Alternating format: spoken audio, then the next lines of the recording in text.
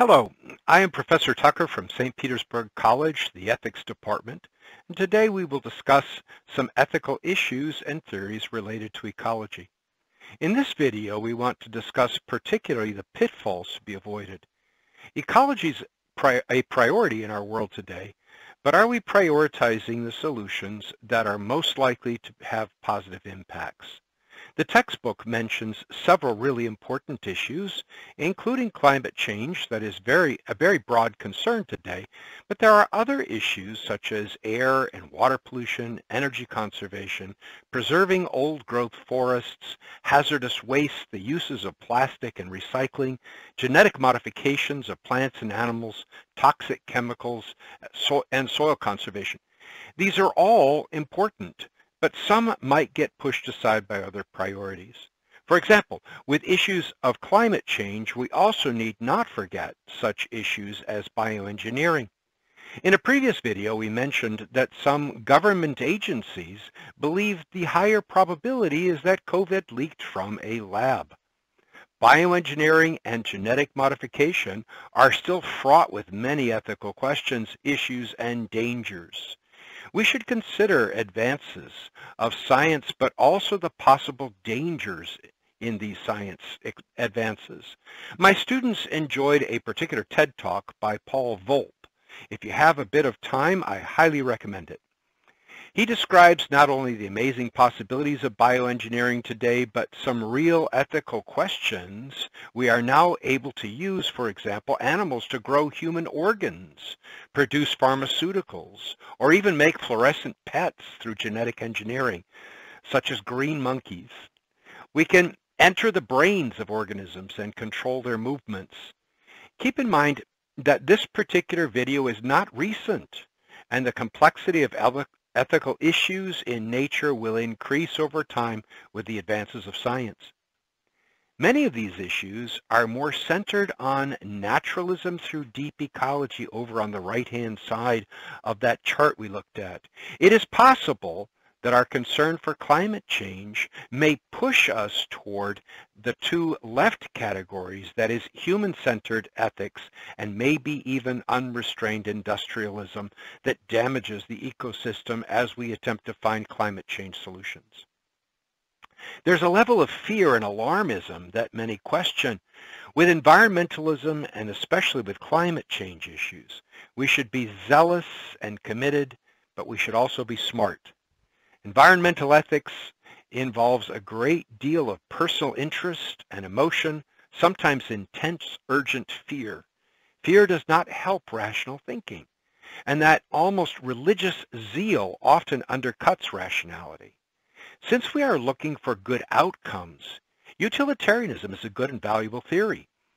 The emphasis of this approach is a rational, realistic measuring of costs and benefits. What approaches are most likely to provide the greatest preservation or improvements? The bang for the buck, so to speak. Besides zealous commitment, we need empirical research, the balancing of priorities to get the best results.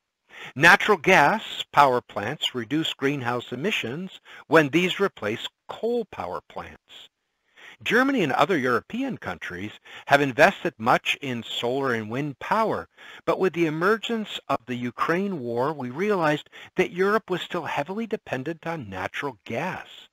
Russia supplied the natural gas to Europe, which has much of Europe without power and leaves Russia with leverage. There are reports of using wood from felled trees to heat homes. Firewood use has skyrocketed. Coal plants in Europe became more important. Whereas countries such as Spain and Germany were phasing out nuclear power plants, some attempted to delay the closing of those as a preferable solution to dependence on Russian natural gas. Other countries extended their nuclear capability.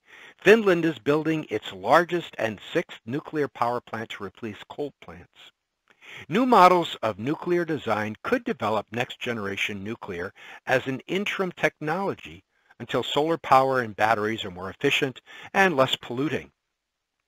There are always trade-offs, and we need rational thinking based on data that transitions us from the less desirable to more desirable sources of energy.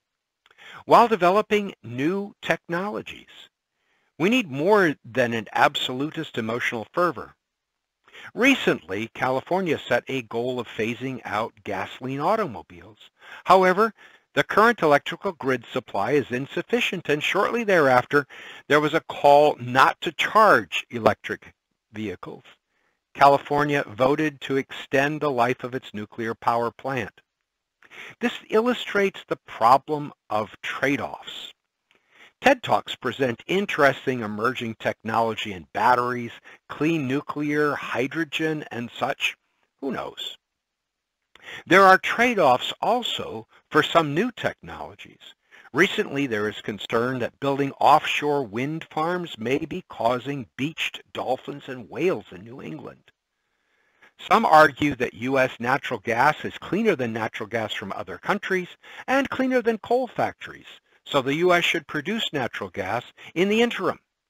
U.S. oil is cleaner than oil from Venezuela or Saudi Arabia, and it's unwise, they suggest, for us to be dependent on questionable foreign governments, some of which are not democracies. While we continue to use oil, should we produce and regulate our own? But do some of the green energy technologies create more pollution? And how do we evaluate that trade-off? Recent reports have called attention to mining of cobalt. Cobalt is a necessary component of batteries and other electronics, and it's mined through strip mining techniques and in places like Congo by exploitation of workers and even child labor. Our electric cars depend on strip mining and child labor in Congo? Lithium is another environmental concern.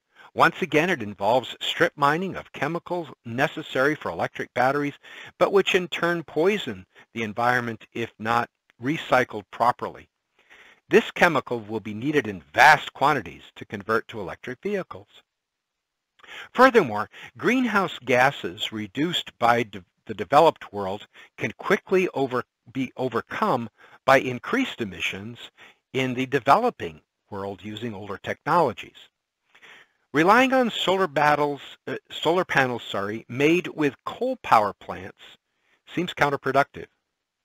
These are some issues that hopefully will increase our commitment to solutions, but also our understanding of the complexities. There are data-driven thinkers that are trying to address trade-offs with wisdom.